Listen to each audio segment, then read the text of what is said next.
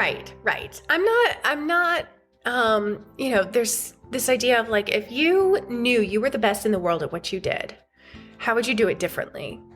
And when I think about what would I charge, the number's not different. Like how I show up would be different. Like there's more confidence, all that kind of thing. But my fee is my fee because that's what I want and need. I'm not going to charge $2,000 a session just because I'm the best in the world. I'm not interested in that. I'm also not going to charge $20.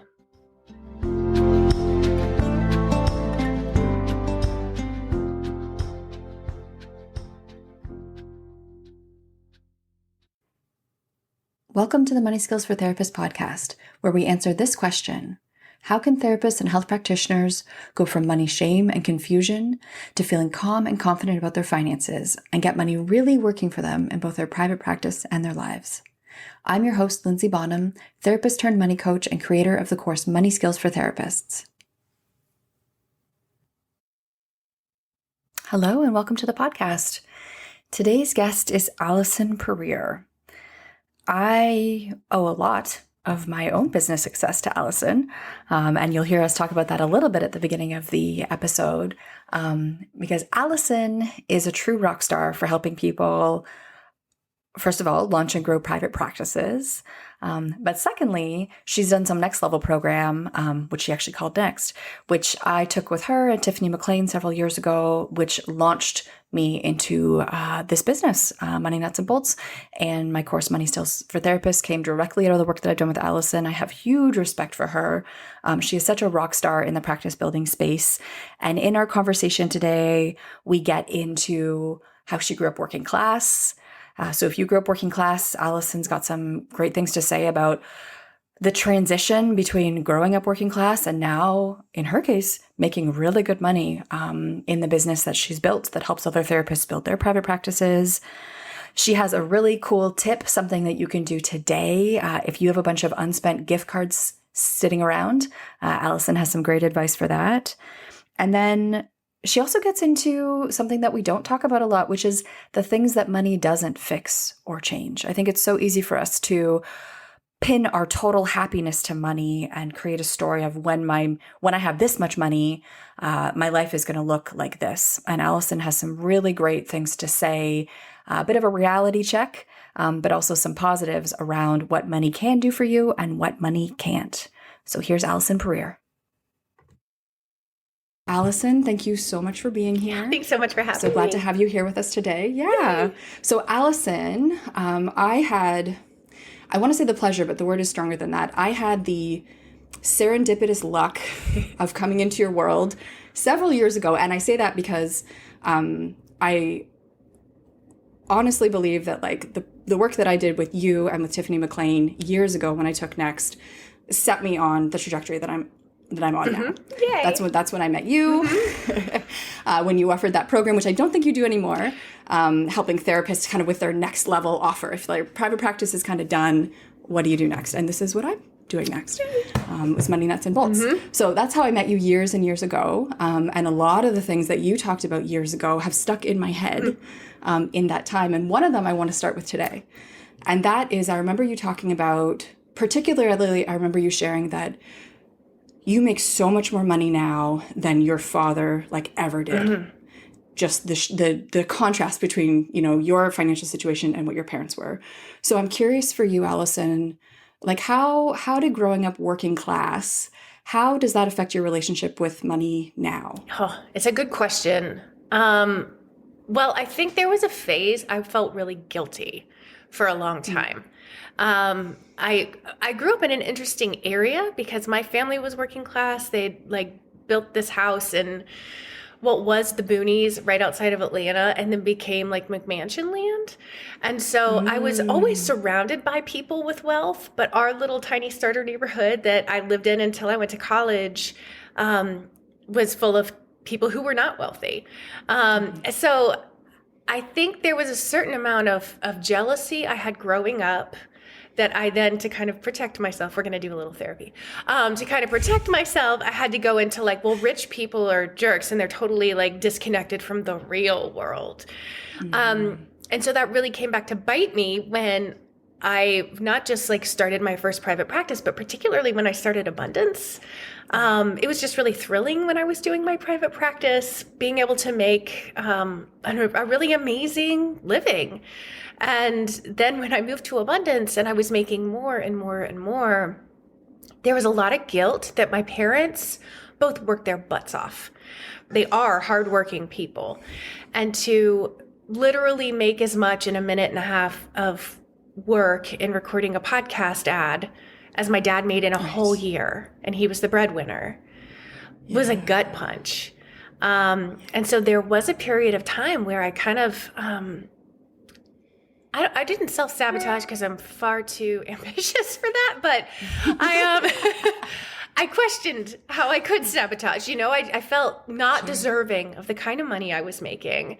That I'd watched my dad work his entire career at a company he did not enjoy working for, at a job he hated, that contributed to anxiety, depression, things like that for him.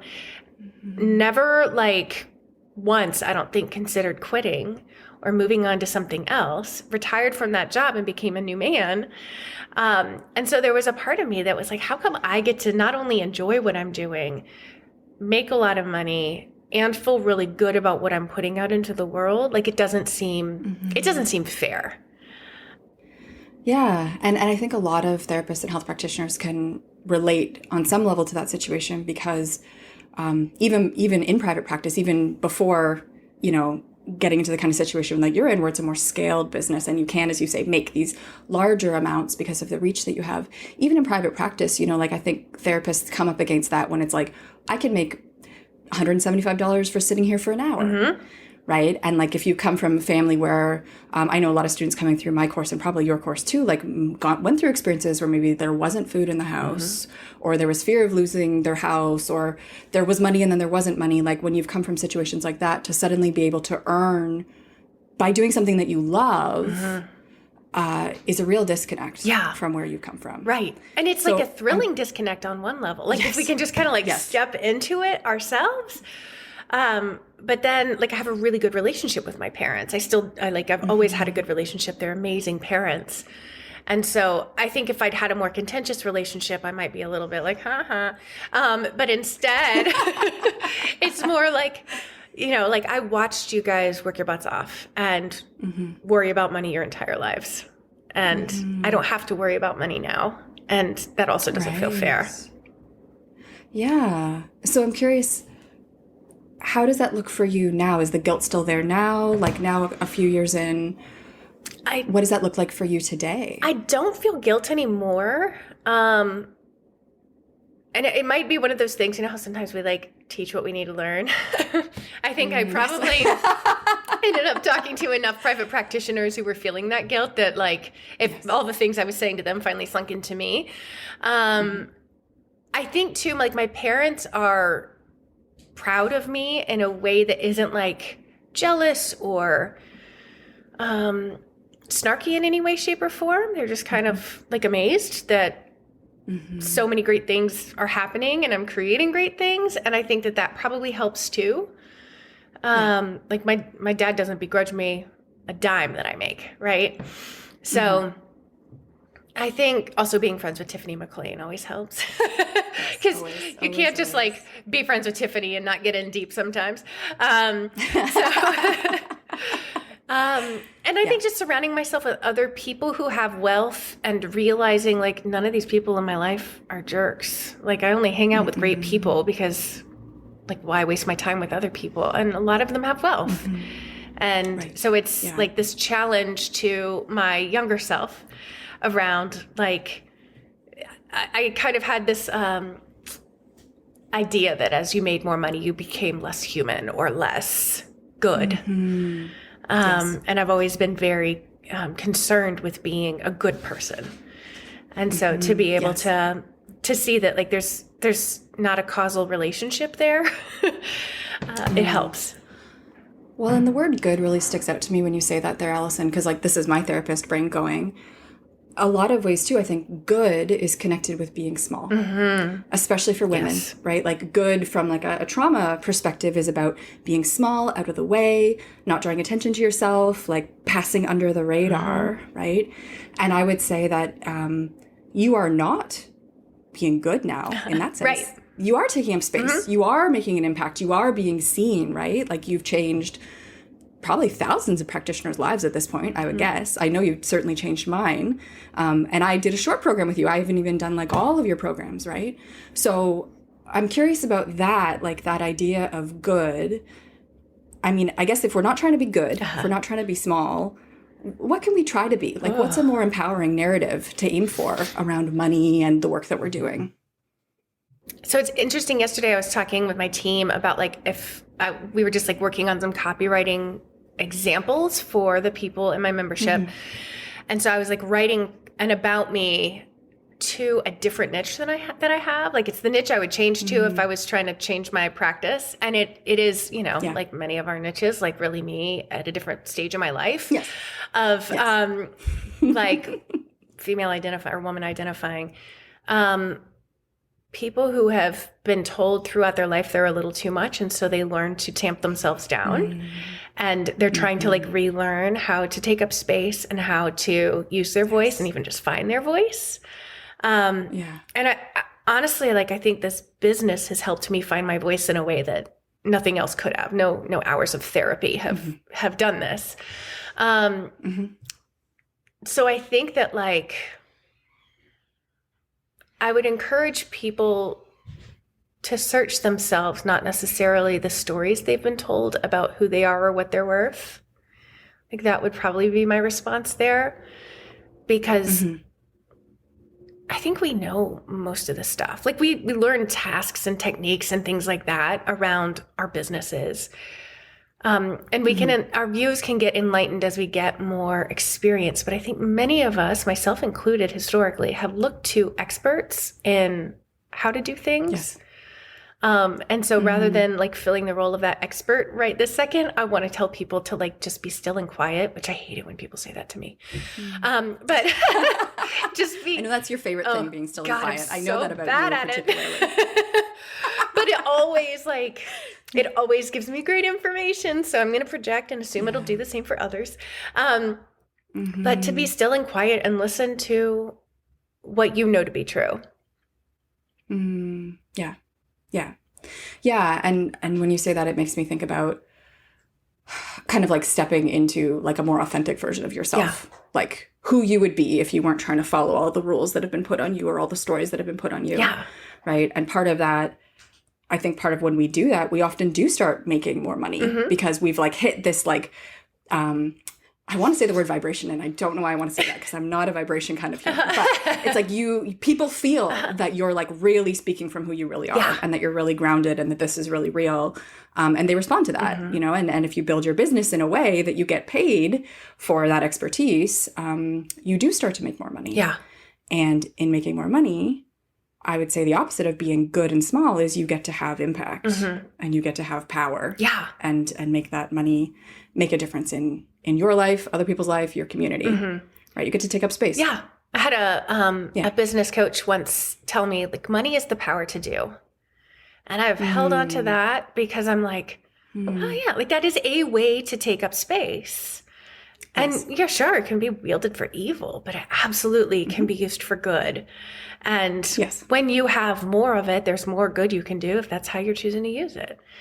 And so it's, the taking up space thing, I'm real into it right now because I realized like, even where I was back when we worked together, I think was still a quieter, nicer version of myself than I am today. And that's just the beauty of the thing business does to you, right? Like it puts you through the fire.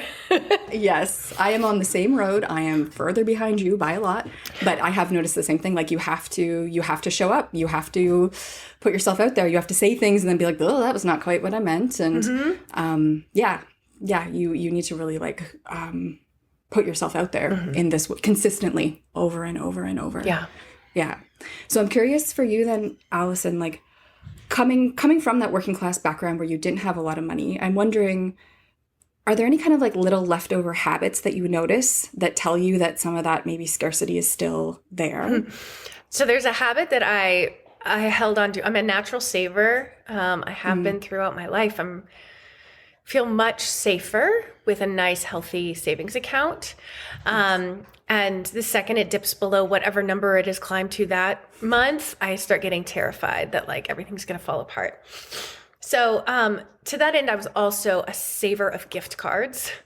And anytime I got a gift card, I would like stash it in either my wallet or this particular drawer and not touch it. It's saving it for a rainy day, which we just went through a pandemic. If that wasn't a rainy day, I don't know what the F was. So true story. One of the things I actually have in the inner circle when we talk about money is I implore those of us who are gift card savers, spend them all in the next week. Like cash all those puppies in, see what happens. Nice. It's kind of terrifying when, at least it was for me, to feel, I mean, because it was almost like they were like a savings account, but like, I don't need a savings account to Bed Bath and Beyond. Like, it's really fine. I don't even think that massage therapist lives in town anymore. Like, spend it and get in. If it's hard for you to spend money, which it used to be really hard for me to spend money, to just make sure that you have a rule for yourself that if you get a gift card for any reason, those of us who have a hard time spending money, I have a theory that we get a lot more gift cards.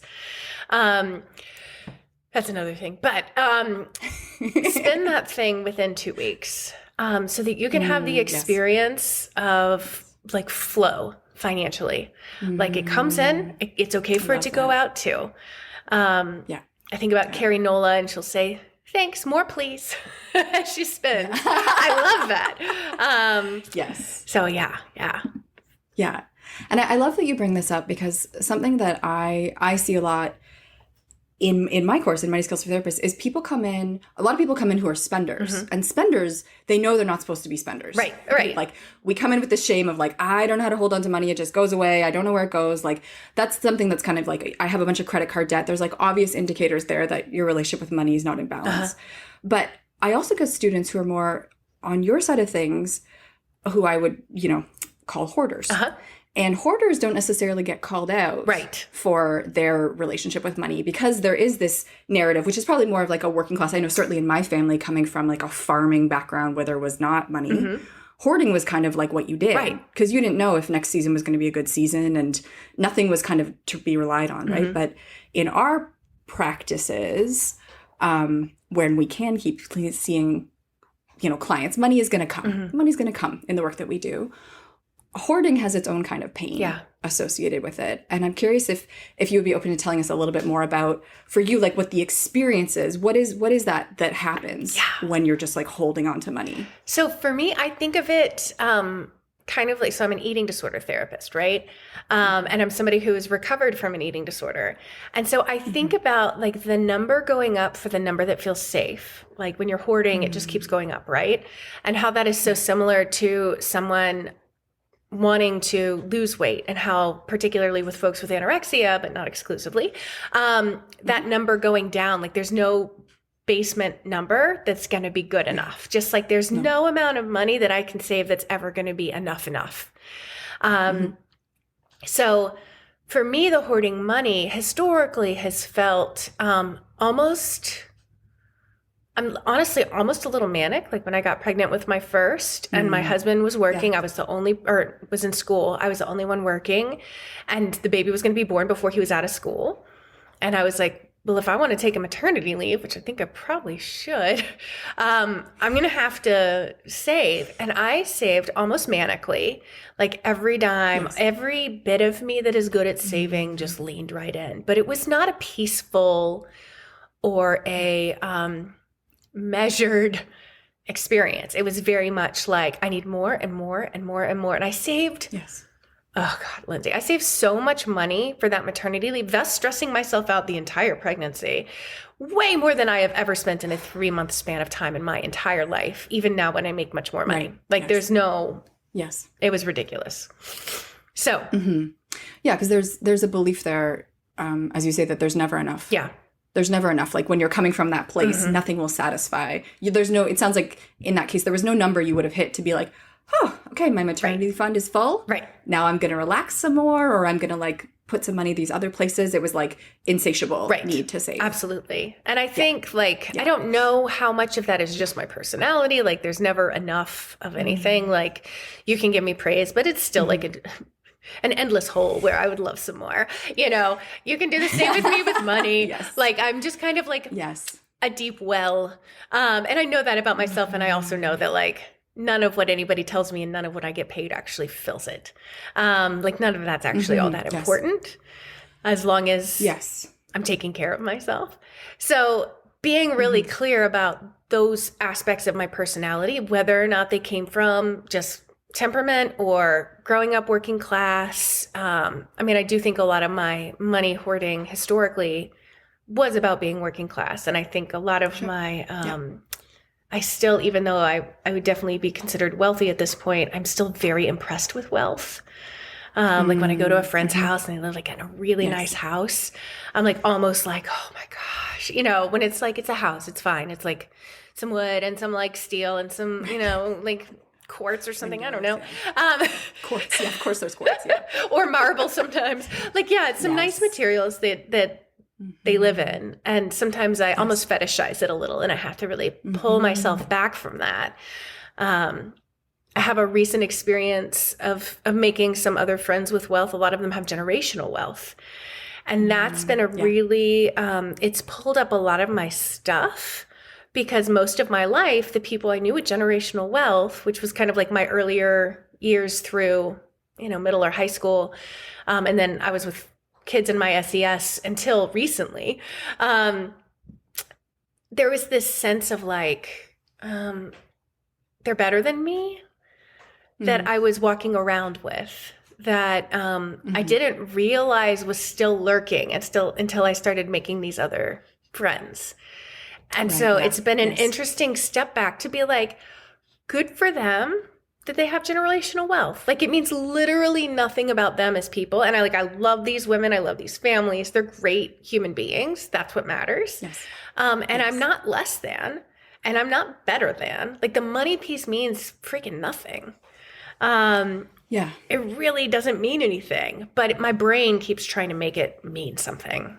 And I think it's, as we kind of grow, right? It digs up different layers of our stuff. Yeah. Right. Absolutely. That's one of the lovely things about growth is there's all this new pain that comes up at every level. And something that sticks out to me in what you're saying too is what I so appreciate about what you're saying is like you have the self-knowledge to know that like this thing about me is actually something that money can't fix. Oh yeah. Because I think that's something about money, especially when we don't have money. There's always this fantasy of like, oh, well, when I have more, then this will be fine. Right. Or when I have more, then I'm going to feel good enough. Or then my anxiety will go away and I'll feel calm.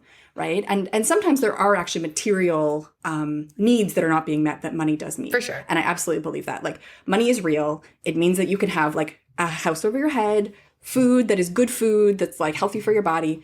There are real things. But then there's beyond a point where money doesn't actually make your life that much better anymore. Right. And I think the issues that are there at that point are more like mental health, spiritual, like human existential issues that money doesn't actually change. Absolutely. And I think part of that is just the way that I've been thus far in my life. It's never like, well, now at this point, I'm like, well, we have enough in savings. Like enough. Like my husband is like, enough, really? That like, I'm like, well, what do we want to do with this money? And then I create a bunch of work for myself ultimately. That like, I could have maybe gone on a vacation or something like that. But instead I'm like, well, let's save this money for an investment in blah, blah, blah. So it's not as if it's creating an easier life for me outside of like being able to pay all my bills without worrying about it. But it's, it's like I'm still going to be me in the face of whatever my bank account says. And I'm always going to overcomplicate things. And I'm going to like, like hold on to my security in who I am and the confidence that I have in who I am. But I'm still going to have these little like divots where old stuff creeps in. Yeah. And so like what I'm hearing is there's lots of things about your life that are different now, but you're still you at the end of the day. Like the things that are like challenges for you or like your quirks or those are still there. Yeah. Those have not changed despite having money. And I think that's helpful for therapists and health practitioners to hear, because something that I notice a lot, and this is just a human thing, but I certainly see this with therapists and like business friends that I have, is like, well, I'm just going to keep working till I get to this marker and then I'm going to relax and hang out with my kids. Or I'm just going to keep working until I can get like a down payment and then I'm going to relax. And from an outside perspective, I don't think that's true. Right. I think like we kind of are who we are. And if we're not stopping to try to like change the things that we want to change now, there's not some magical point where we like reach a milestone with our bank account that we suddenly become somebody different. Right. Yeah. We're still going to be that person. And at that point, when you have been pushing that hard or working that much, like it's kind of like you build a tolerance for it. And I always, especially when we have really busy times at work, like if we're doing a launch or something, I have a hard time slowing back down. I feel like I've been pedaling up a really big hill as fast and as hard as I can. And now I'm going downhill, but I'm still pedaling my legs for some reason. So I always have that image where I'm like, it's downhill, Allison. You can just like take a pause. Stop pedaling. Yeah. Just stop pedaling. Yeah. And that's true. Because we do kind of train ourselves to have a certain pace or there's certain things in our lives that we're going to like ignore and close off because we don't have bandwidth because we're focused on this project. Yeah. And it's hard to just switch gears out of that. And that's why, I know I certainly teach in my course, and I think you do in your course too, like how do you actually build a practice that makes your life look the way that you want it to look? Because life is happening like now. Right. Here we are. It's not someday in the future where you hit a milestone and then your life starts and then you start, like doing whatever you want to do, like taking that painting class or spending more time with your kids or like traveling overseas to see your family. Like those things, that's for now. Yeah. Not for some magical future. Yeah.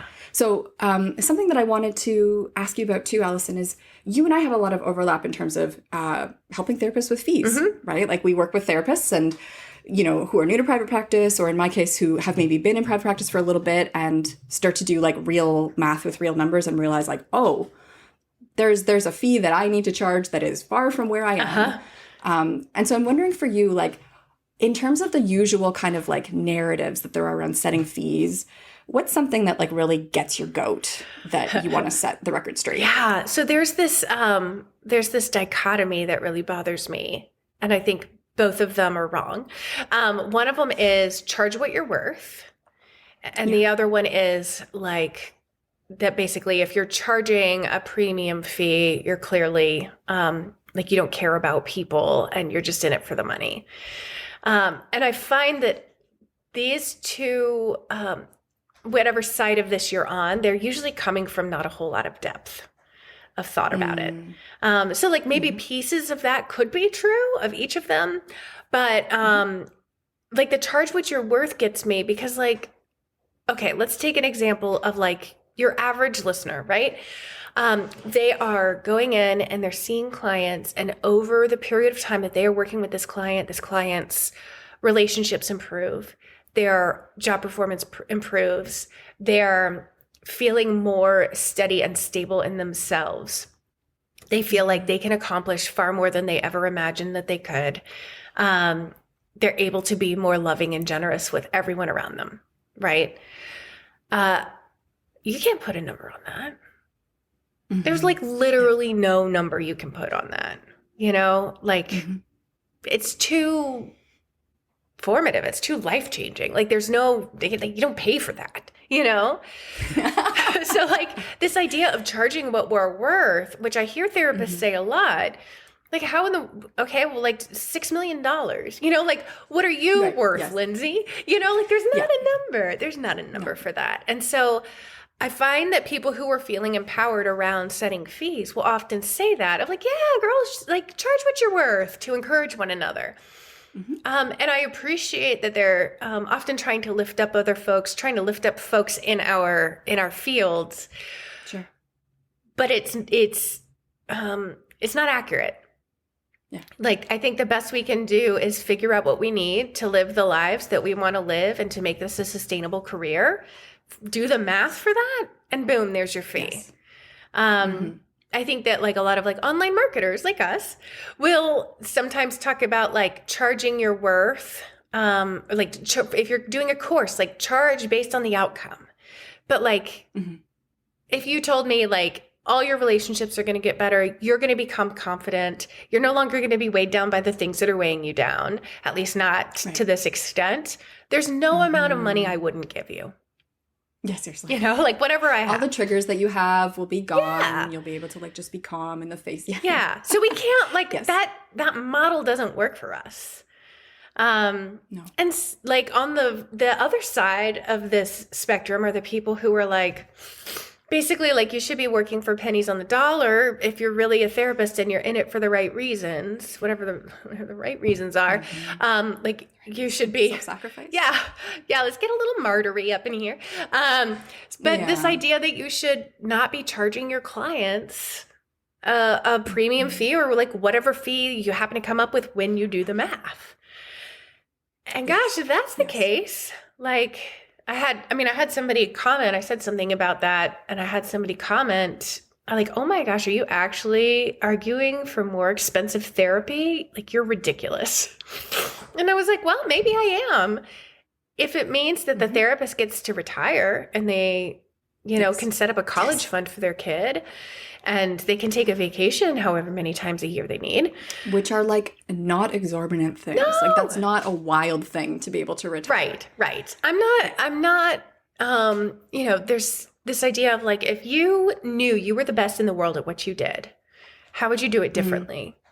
And when I think about what would I charge, the number's not different. Like how I show up would be different. Like there's more confidence, all that kind of thing. Yes. But my fee is my fee because that's what I want and need. I'm not going to charge $2,000 a session just because I'm the best in the world. I'm not interested in that. I'm also not going to charge $20. Yes. And I love what you're saying about like grounding it in numbers. Of course, you're like speaking to my heart right now. Because I think like it's easy to kind of move into this also like pie in the sky. Like there's lots of guidelines on how to set your fee. Some of it is like set the number that you want and then go higher, like scare yourself. And like those are all interesting, I think, like mindset exercises to do and like ways to challenge yourself. But like ultimately there is a real number for you. Yeah, it's math. Based on like it's math. It's like based on your retirement goals, like how many kids you want to send to school, what's your mortgage, like do you want to do some home improvements? Like there are real numbers in your life. And that's the beautiful thing about having the skills to work with them is like you can reverse engineer your practice to fund your life. 100%. And part of that is, for me, I know this is hugely important, how many sessions can you actually work a week and like be a functional human who enjoys their life and has like relationships? Yeah. Because most of us have been in that for me, position. that number's lower. Right. Yes. Yeah. Like I'm more on like the HSP light side of things. So like for so many years, I was kind of feeling like I wasn't seeing enough clients. But like I knew my number, right? And so that's part of the equation too, right? Is like based on where you want to be and how many people you can see a week and how much vacation time, there's a real number. That would be the fee that would actually make your practice sustainable. Right. And your niche determines some of that too, right? Like you worked with trauma for a really long time. I did. That is a heavy, hard niche. And it's going to take more out of you. Yeah. No matter how well trained you are, it's going to be harder for the vast majority of clinicians than, like the 20-something woman who looks like she has everything on paper, but maybe doesn't and feels insecure. Yes. Like I could do way more of those second sessions than the first. So absolutely. And we love who we love work-wise, like that's it. So yes, that's it. Yeah. And I do think that, something about therapists, as mental health therapists, like I also work with health practitioners, but specifically mental health therapists, we also, as you say, tend to go into work because it's maybe the work that we need or have needed at a certain point in our life, which I think also makes us vulnerable to undercharging or not holding our boundaries because there's a vulnerability there, right? Like we have some personal investment with our clients or there are things about the work that are also triggering for us. Because like we have close lived experience. And so I think also having awareness of that, right? Of not kind of continuing a self-sacrificing pattern or like being sucked into whatever that dynamic is in your practice. Because that's easy to do too, because you get the how important the work you're doing is. Yeah. And you relate to your clients and you understand where they're coming from. Right. But you can't live in that space with them and also be self-sacrificing and not well. That doesn't make for good therapy in the long run. Right. Yeah. So I'm wondering, coming, to the end of our chat today, Allison, as someone who's, kind of had some transformative experience around finances yourself, certainly like where you've come from and where you are, very different places. I'm wondering, what would be some advice that you would give someone who wants to improve their relationship with their finances? I think to expect it to be a trauma experience. Sorry. I mean, I think for most of us, like I would say most of us who have unhealthy relationships with money or questionable relationships with money, and I'm going to say this is the vast majority of therapists too. True story. We'd love to just like check some boxes and do some things differently. But it's funny because I'll be talking to one of my clients about like raising their fee, and I'm like, "What's holding you back?" And they're like, "Oh no, I just wanted to be really sure about the number. And now that I'm sure about the number, I can do it." And then like a week later, it's like, "How's that going?" Like, I didn't do it. I know, because it's never just about the simple act. It's never just behaviorism. There's all this stuff underneath that like 0% of us really love to delve into. And just like any trauma work, it gets a little worse before it gets better sometimes. And then it gets way better. And like, yeah, I've got money stuff. It's still going to pop up in these like secret ways. Like, I feel like I've got it, like pinned down work-wise and like home-wise, but then it like starts popping up with new friends of like, ooh, like what am I doing here? So it's like playing whack-a-mole to some extent. And okay, so it's whack-a-mole. I've got my mallet. We're good. Yes. Yeah, and I completely agree with you. And I see that all the time, that like those stories and that stuff, it's going to be there and it's there, and like owning it and working with it is transformative. And the key is like, don't let it get in the way of actually making money work for you. Right. Yeah. Right. So that stuff might still be there. Yeah. You still have new stuff coming up now, but you're like working with it and aware of it. So it's not stopping you from like making those new friends. Right. And it's not stopping you from like doing that next launch where you're going to make more money than you've made before. And that's maybe going to be uncomfortable, right? You're still letting yourself develop the skills and like live and make money work for you. Even though you don't have this like idyllic, perfect, serene relationship with money. Right. I've literally met one person with that. So